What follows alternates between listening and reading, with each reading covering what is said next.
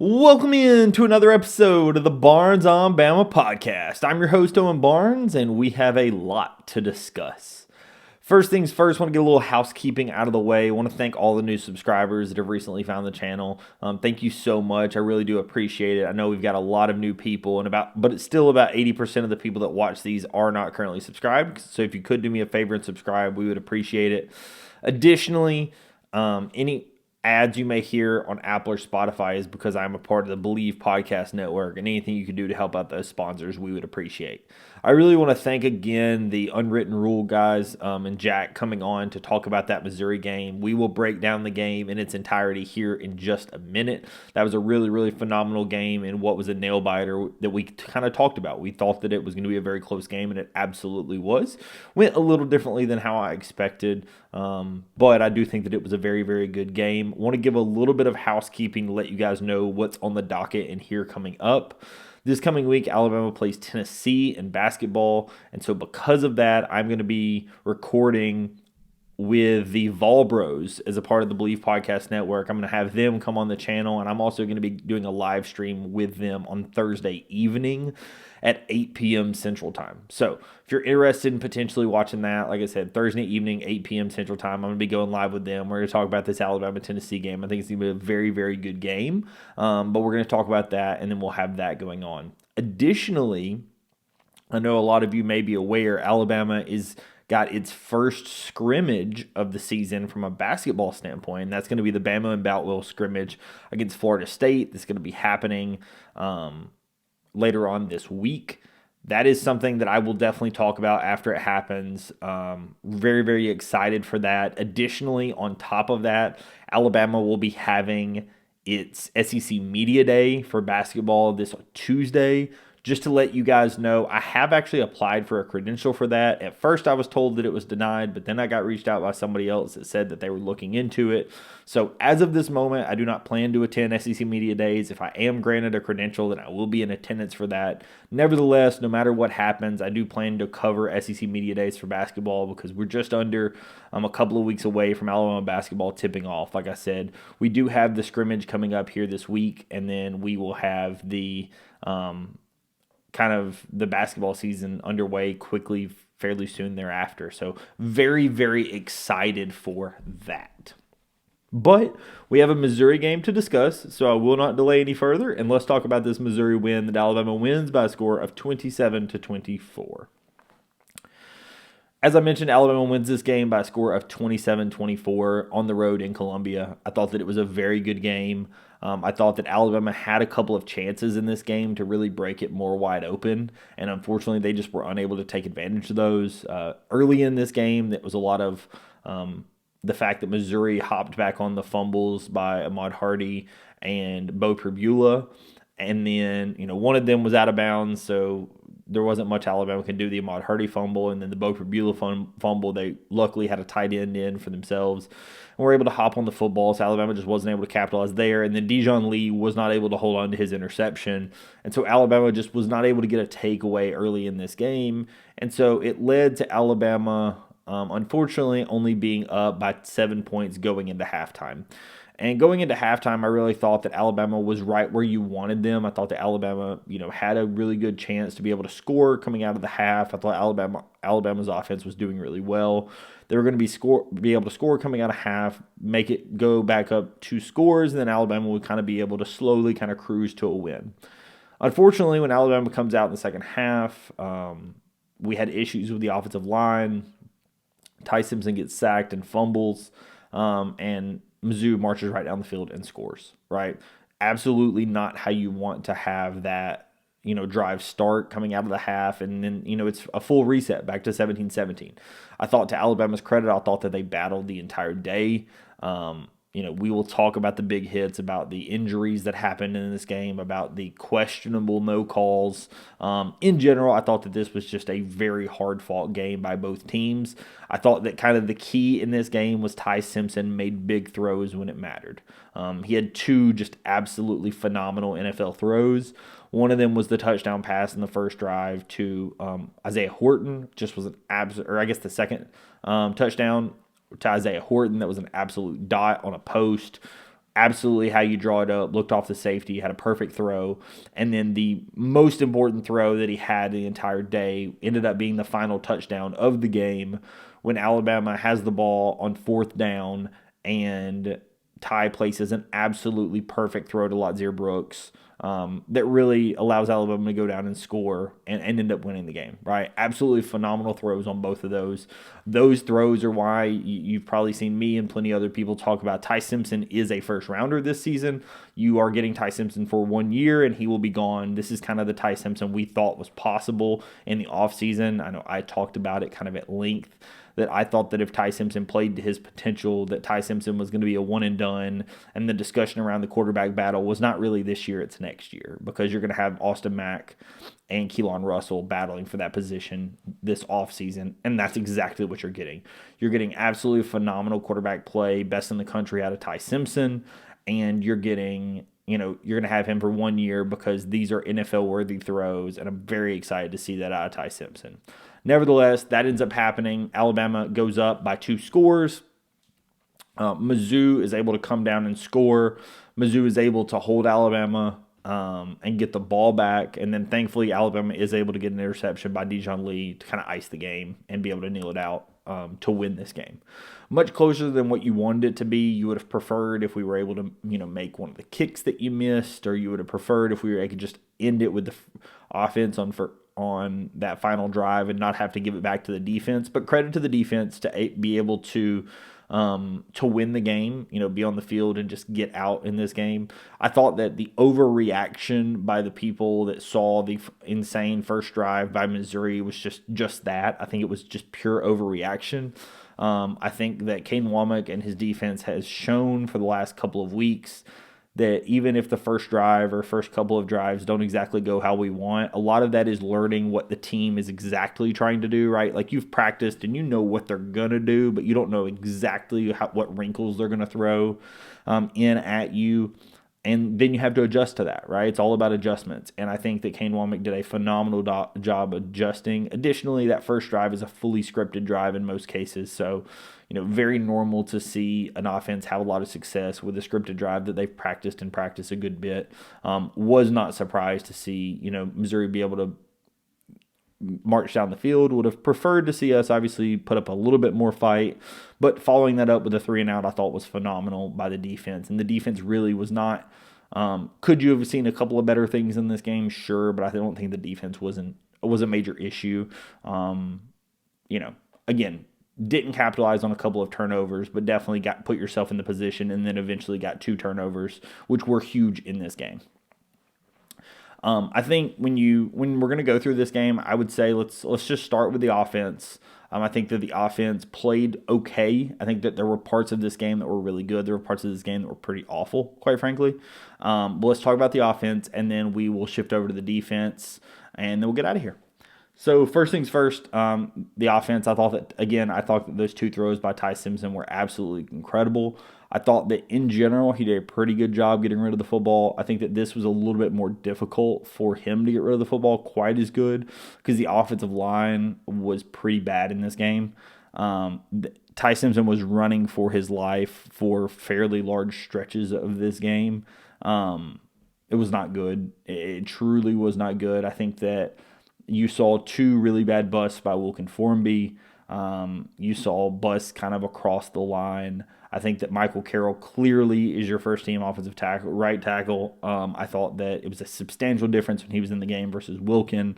Caden Proctor continues to just be kind of a little bit of a Swiss Army knife. The play that's going to be talked about from him is, he got lined up in Wildcat and got us a first down down at the goal line, just nearly got a touchdown. Would have loved to see him get in the end zone, but I'm sure that they're going to try to get him a touchdown at some point. Was really cool to see. But in general, I think that the offensive line was a major issue in this game. We talked about this in that preview with Jack. Jack had talked about how Zion Young was really, really good and had done a lot of good things in the pass rush. And Damon Wilson had done a lot of good things in the pass rush. Those 2 guys combined to have 3 sacks. That's exactly what we kind of talked about coming into this one, and it ended up playing out to fruition. Obviously, you would have loved to be a little bit better in pass protection. I think the running backs did not do nearly as, and they talked about it on the broadcast, the running backs did not do nearly as good a job in pass protection as they have done at times this season. I thought that at times this season you've had some really, really good running back blocking in pass pro, and you just didn't get that today. Unfortunate, but Ty was able to withstand. Then we kind of go to the receiving core, or I guess let's start with the running back. I thought that Jam Miller, when he was running the football, ran the ball pretty well. He averaged 4.3 a carry. I thought that Jam was pretty successful in this game running the football. Ty had a couple of good scrambles. I thought that he was decent running the football. Kevin Riley and Daniel Hill, I thought, when they got their touches, I thought that they were fine. Not nearly as explosive as Jam, but they had reasonable times running the football. The receiving core didn't have quite of the success that I thought that they might in this game. To me, that was a little bit of the shocker. I know that the broadcast talked about Ryan Williams not getting a catch over and over and over in this game, and I think that they may have missed the fact that he was on the injury report a couple of times in the lead up to this game. I'm curious if the injury potentially was a little bit more than Alabama may want you to fully realize. Obviously, Ryan did play in this game, but the lack of targets and stuff, it didn't really feel like he had the same jump and everything that he usually has. So I do think that the injury potentially limited Ryan in this one. So I think that that's what you're seeing out of that. Thaw saw a really, really good game out of Lotzir Brooks. He's a guy who every game, it really feels like you just have to get him the ball in space because he does really, really good things with the football. Again, the throw that Ty made to him on fourth down was absolutely incredible. Ty put it exactly where he needed to put it. Lotzir with a great catch. Isaiah Horton, got his touchdown on that post that we talked about earlier. Really, really liked what I saw out of Isaiah Horton in this game. Only had 3 catches, but again, they were solid. Cuevas, some really good catches. Germ only goes 3 for 20 in this game. Definitely not his greatest game ever, but a solid game nonetheless. The one receiver that's not on this list with a catch, but I definitely want to talk about him just because of what ended up happening and what was going to be a great catch, is Derek Meadows. Derek Meadows, the freshman that got hit and got concussed and knocked out in this game. Really liked seeing him early in this game. I think that kind of points to the fact that you were having some issues with Ryan Williams. Derek Meadows was getting some early playing time in this game, and in that first drive, Alabama throws the ball to Derek, and he has the ball in his hands and just gets absolutely destroyed by a defensive back, knocks him out. He's down on the field for quite some time. He is able to walk off the field under his own power. And then in the second half, he did return to the game with his jersey on and sweatpants on the sidelines. So Kalen DeBoer did confirm that Derek Meadows does have a concussion. That was pretty obvious to anyone that watched that one, but he does have a concussion.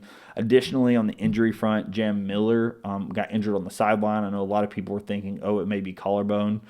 I thought that I maybe saw him stiff up his arms as well, potentially having a concussion, and Kalen DeBoer confirmed that one as well, that Jam Miller also does have a concussion. So Derek Meadows and Jam Miller both are in concussion protocol now. It's a really big loss going into the Tennessee game. Would love to have Jam, especially from a pass pro perspective. But, obviously with missing Jam for part of this early season, I think that the running back room will be able to prepare and be ready, because I don't think that you're going to have him back for this next game. He's going to be out, in my mind, at least till South Carolina, potentially until LSU, just depending upon how quickly he comes back from protocol. Thought that in general, the offense was decent. The offense definitely could have been better. Not able to score a touchdown when you got down to the goal line was very frustrating. Having to punt the ball back away at the end of the game. I know you have to run the ball. I understand the clock's the most important. Still would have loved to see the offensive line get enough push that you can just win it with your offense on the field. Don't love being able to give the ball back to the opposing team. But nevertheless, the offense won the game. The offense and defense combined help you win the game. And so it kind of is what it is.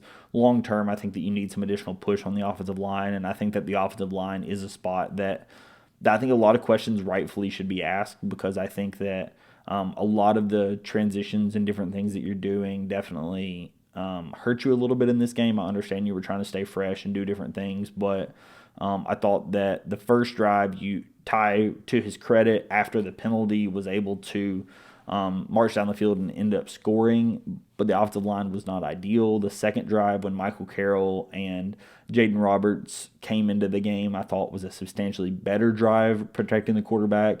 And then you did a pretty good job protecting Ty. And then when Wilkin came back in again, Wilkin and Geno Vandermark came in, I did not think that the offensive line blocked nearly as good. And that really concerns me long term, because I think that Ty, when he has time, is one of the best quarterbacks in the country.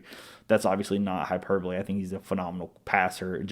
He's got to have time. And so I really am concerned about the offensive line long term. Missouri has one of the best pass rushes in the SEC. So, I mean, we know that, and definitely on the road, that definitely doesn't help. So that was one of the toughest tests you're going to have. But long term, I think that's going to be something you definitely need to clean up if you want to make a playoff run. Then we'll move over to the defensive side of the ball. I thought that, to their credit, I've talked bad about both these guys at times, but to their credit, they both led the team in tackles, and that's Deontay Lawson and Nikhai Hill-Green. I thought that the linebackers, Justin Jefferson as well, Jefferson has 6 tackles. The other 2 guys both have 7. To their credit, I think that all 3 guys had much better days tackling. I thought that at times they've made some really, really big plays.